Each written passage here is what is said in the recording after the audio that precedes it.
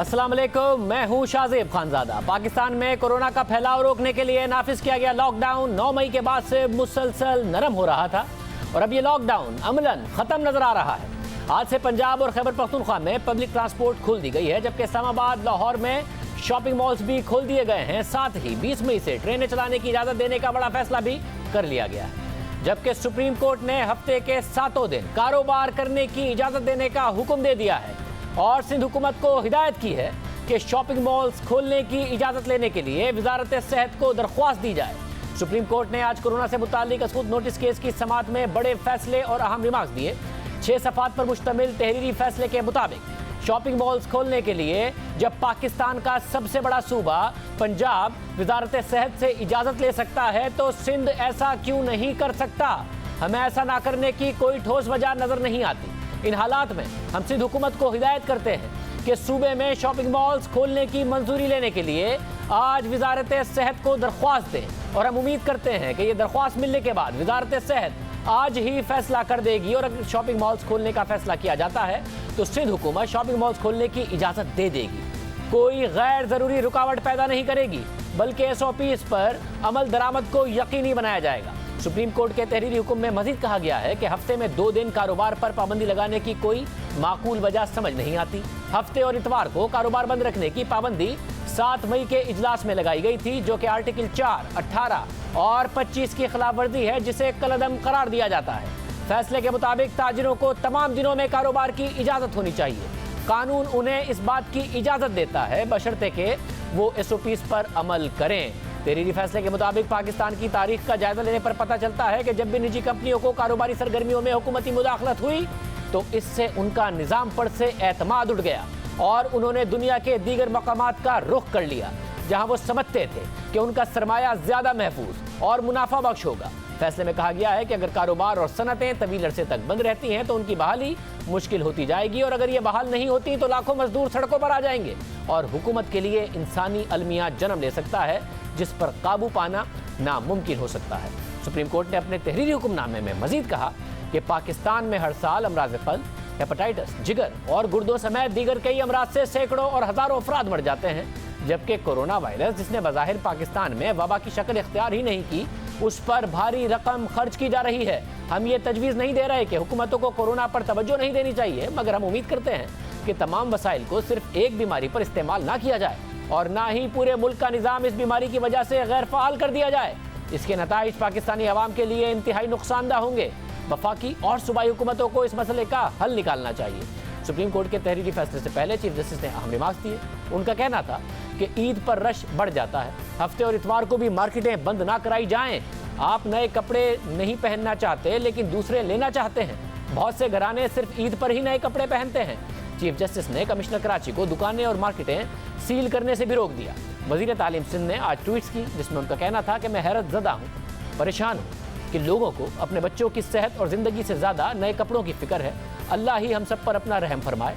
एक और ट्वीट में उनका कहना था कि पूछना था कि अगर स्कूलों में कोरोना नहीं आता तो वो भी खोल देते हैं, क्योंकि बच्चों की तालीम बुरी तरह मुतासिर हो रही है और तालीम कम से कम नए कपड़ों से ज़्यादा ज़रूरी है। अब इस हवाले से सिंध हुकूमत क्या करेगी, इस पर बात करेंगे वज़ीर तालीम सिंध सईद गनी से। सईद गनी साहब, बहुत शुक्रिया। सईद गनी साहब, ऑलरेडी वजारत सेहत से रब्ता कर लिया है सिंध हुकूमत ने, मॉल्स और तमाम मार्केटें खोलने जा रहे हैं? शायद मुझे अभी नहीं पता कि रब्ता किया है कि नहीं किया, लेकिन जाहिर है कि जब सुप्रीम कोर्ट का हुक्म है तो रब्ता भी करेंगे और मार्केट्स जो शॉपिंग मॉल्स है वो भी खोल लेंगे। हमारे पास इसमें कोई और ऑप्शन है नहीं। साहब, और आप समझते हैं कि जिस तरीके से आप लोगों ने वैसे मार्केटें खोली, तमाम सूबों में अमल दरामद हो ही नहीं रहा था, आज ट्रांसपोर्ट खुली है, उसका भी हाल हम आवाम को दिखाएंगे।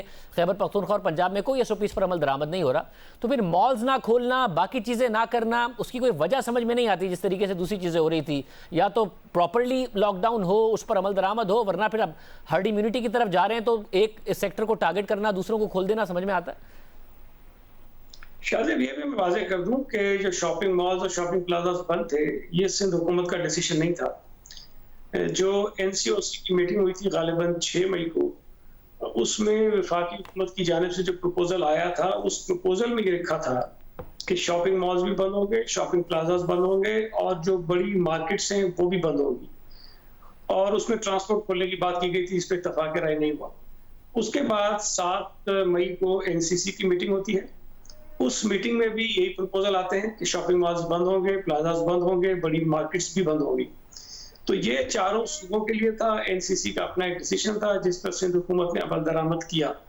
हम एक चीज में ऑप्शन निकाल सकते थे, हम रास्ता निकाल सकते थे, वो ये था कि क्योंकि बड़ी मार्केट्स की कोई कैटेगरीज नहीं दी गई थी कि बड़ी मार्केट कौन सी होगी, छोटी कौन सी होगी, तो हमने ताजिरों के साथ बैठकर तमाम की तमाम मार्केट्स खोल दी, उसके एसओपीज बना दिए और उन एसओपीज पर यकीन दयानी, अमल दरामद की यकीन दयानी ताजिरों ने हमें करवाई। उसके बाद आप भी दिखा रहे हैं, पूरी दुनिया देख रही है, तमाम चैनल्स दिखा रहे हैं कि क्या हालत जो है वो बाजारों में हुई है और लोग इंतहाई गैर जिम्मेदारी का मुजाहरा कर रहे हैं और अपने आप को भी और अपने बच्चों को, अपने बुजुर्गों को रिस्क पर डाल रहे हैं। हमने कुछ दुकानें सील की, कुछ मार्केट सील की, इसलिए कि एसओपीज पर अमल दरामद नहीं हो रहा था। अब उसके बाद जब यकीन दयानी कराई गई वो भी हमने खोल दी। अब मैं ये समझता हूँ कि जो इकदाम भी किए, सिंध हुकूमत ने किए हैं या वफाकी हुकूमत ने किए हैं और दीगर सूबाई हुकूमतों ने किए हैं, सख्त फैसले थे, मुश्किल फैसले थे, लोगों के लिए तकलीफ दे फैसले थे, लेकिन वो सबके सब इस नियत के साथ किए गए कि हम लोगों को कोरोना की वबा से, वायरस से महफूज रख सकें। तो इस पर अगर इत्तेफाक ये बनता है कि नहीं जी, अगर कोरोना लोगों को इतना शायद असर नहीं करता और ये सारी चीजें खोल देनी चाहिए, तो ठीक है, हम अपने तौर पर कोशिश करते रहे, काविश करते रहे, लेकिन हमें उम्मीद है कि सुप्रीम कोर्ट ऑफ पाकिस्तान भी कोई ऐसा फैसला नहीं करेगी जिससे हमारे शहरियों को इस वायरस के उसके हवाले कर दिया जाए, छोड़ दिया जाए। मतलब ऐसा फैसला तो आ गया ना, अब आप उस पर अमल करामत करेंगे कि मार्केटें हफ्ते को भी खुले, इतवार को भी खुले। अब ट्रेडर्स कह रहे हैं कि भाई अब हमारा यही हफ्ता बड़ा अहम है, इसलिए रात 10 बजे तक खुले हैं, बल्कि देर तक खुले हैं, तो ये सब इजाजत देने जा रहे हैं आप? देखिए, देर तक वाली बात तो नहीं है, इसलिए कि सुप्रीम कोर्ट ने 5 बजे तक टाइम दिया है, हम 5 बजे तक ही रखेंगे। ये मुतालबा जरूर है ट्रेडर्स का, लेकिन बहरहाल जितनी स्पेस हमें सुप्रीम कोर्ट के ऑर्डर्स में मिलती है कि हम थोड़ी रिस्ट्रिक्शंस लगा सकें, वो हम जरूर लगाएंगे। लेकिन मेरी राय में थोड़ा सा इस बात को इस हवाले से भी देखना चाहिए कि सिंध हुकूमत ने पहले दिन से लेकर अब तक जितने भी इकदाम किए हैं, हमने डॉक्टर्स के साथ बैठकर, माहिरीन के साथ बैठकर, उन बड़े इदारों के साथ बैठकर जो कोरोना को पूरी दुनिया में देख रहे हैं, उनकी राय को मद्देनजर रख के फैसले किए। तो मैं समझता हूँ कि ये ज्यादा मुनासिब हो कि सुप्रीम कोर्ट जब तमाम हुकूमतों को बुलाती है, तमाम एडवोकेट जनरल होते हैं, अटॉर्नी जनरल होते हैं, वहां अगर कुछ माहिरीन को भी बुला लिया जाए जिनको कोरोना के मुतालिक मुझसे और आपसे ज्यादा पता है, तो शायद वो बेहतर सूरत हाल जो है सुप्रीम कोर्ट के सामने रख सकें। ये किसी वकील के लिए, किसी हुकूमत के लिए शायद बयान करना जरा मुश्किल होता है।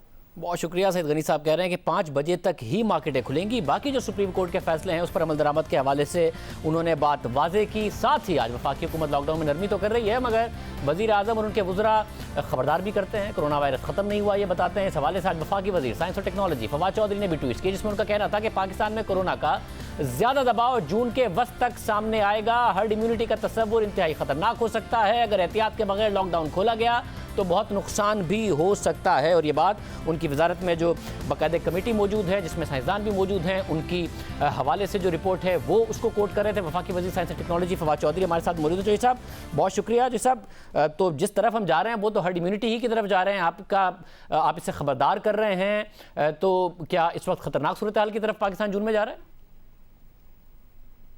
देखिए, पहली बात तो ये कि मेरा ख्याल नहीं है, मैं फ्रेंकली मैं तो एक्सपर्ट नहीं हूँ और ना ही मैं अपनी ओपिनियन जो है इस मामले में कोई मोतबर समझता हूँ, क्योंकि मेरी नज़र में ये एक बहुत ही मुश्किल और टेक्निकल फैसला है और इसका बात जो है वो एक्सपर्ट्स ने करनी है, जो साइंटिस्ट हैं उन्होंने करनी है। और इसीलिए हमने अपनी जो ministry of science and technology में डॉक्टर अताउर रहमान साहब के अंदर हमने एक कोर ग्रुप तश्कील दिया जो हार्डकोर जो रिसर्च है उसको जो है वो देखता है और वो उसके मुताबिक अपनी जो एनालिसिस है वो करता है। तो इसमें डॉक्टर इकबाल साहब शामिल हैं, इसमें डॉक्टर शफकत शामिल हैं, इसमें और बड़े पाए के जो पाकिस्तान के साइंटिस्ट हैं वो इस ग्रुप में शामिल हैं और ये उनका एनालिसिस है। उनका जो आज मीटिंग हुई उसमें मैंने 2-3 जो सवालात जो उनके सामने थे उनमें एक तो ये था कि ये जो क्या पाकिस्तान में क्या कोरोना जो है वो पीक कर गया है, उनका जवाब तो अभी नहीं किया है और ख्याल है कि ये जो इसकी कैलकुलेशंस हैं, मैथमेटिकल कैलकुलेशंस हैं, वो ये है कि ये जून फर्स्ट वीक से जून थर्ड वीक तक जो है वो इम्कान है कि पाकिस्तान में पीक होगा कोरोना का। इसके साथ जो दूसरा इम्पोर्टेंट था कि क्या हर्ड इम्यूनिटी जो है या जो इज्तिमाई मुदाफियत का जो मामला चल रहा है क्या वो एक एडवाइजेबल है तो उसके ऊपर जो है वो कमेटी कहती है कि ये बिल्कुल एडवाइजेबल नहीं है, क्योंकि इसके ऊपर कोई जामे रिसर्च मौजूद नहीं है और इसका बहुत नुकसान हो सकता है। मतलब अगर फिर ऐसी सूरत में ट्रेनें, हवाई जहाज, मॉल, सारी मार्केटें पाकिस्तान में खुल गई हैं, ट्रांसपोर्ट भी खुलने जा रही है और नज़र आ रहा है कि किस तरीके से SOPs की पासदारी नहीं हो रही है, तो ये फिर क्या दुरुस्त सिमत में सारा, और इसमें कुछ स्मार्ट तो लॉकडाउन अब रहा नहीं है, हर्ड इम्यूनिटी वाला ही लग रहा है? नहीं, उनका ये ख्याल नहीं है और मेरा भी ख्याल यही है कि जो पहले प्राइम मिनिस्टर साहब की पॉलिसी, देखें इसमें दो चीजें हैं जो हमने जहन में रखनी है, जिसके ऊपर शुरू से ही बहस चल रही है। एक है कि जो जिंदगी है, हेल्थ है, वो अहम है, और दूसरी तरफ इकोनॉमिक हेल्थ है। ये ना दोनों हमारी जो एक कह लीजिए कि बहुत ही इंपॉर्टेंट जो इंसान की डिपेंडेंस है वो इसके ऊपर है। लिहाजा आपने बैलेंस कहाँ अचीव करना है। तो मेरा ख्याल है जो प्राइम मिनिस्टर साहब पहले दिन से बात कर रहे हैं स्मार्ट लॉकडाउन की, यानी तमाम केयर के साथ एक लॉकडाउन को हम परफेक्ट करें, वो सही स्ट्रेटजी जो है वो नजर आती है। क्योंकि आप देखें, इसकी एक बात अब ये भी तय है कि अगले साल सितंबर तक जो पांचों बड़ी दुनिया की फार्मा कंपनीज हैं, उनका ये मानना है कि अगले साल सितंबर से पहले जो मास प्रोडक्शन है वैक्सीन की वो मुमकिन नहीं होगी। दवाई हो सकता है पहले आ जाए, वैक्सीन नहीं होगी। तो लिहाजा हमें 1-1.5 साल का एक बहुत तवील अरसा है जो कि हमें लगता है कि कोरोना के साथ गुजारना पड़ेगा। और अगर ये अरसा ज़ाहिर है हम बंद तो नहीं हर चीज कर सकते, लिहाजा हमें लॉकडाउन को ही स्मार्ट से स्मार्ट तक बनाना पड़ेगा। और जो अभी जिस तरीके से सिचुएशन लग रही है कि हर चीज हम खोलते जा रहे हैं, उससे तो यकीनी तौर के ऊपर जो एक्सपर्ट्स की एडवाइस है ये उसको तो हम वायलेट ही कर रहे हैं। बहुत शुक्रिया फौजा साहब। कह रहे थे जो माहिरीन की राय है वो उसके बरखिलाफ है, हम हर चीज़ इस वक्त खोलने जा रहे हैं, लॉकडाउन हो तो स्मार्ट लॉकडाउन होना चाहिए। प्रोग्राम में ब्रेक शामिल करते हैं, उसके बाद हम आपको दिखाएंगे कि जिस तरह ट्रांसपोर्ट खुली और कितनी SOPs की पासदारी पंजाब में खबर पख्तूनख्वा में।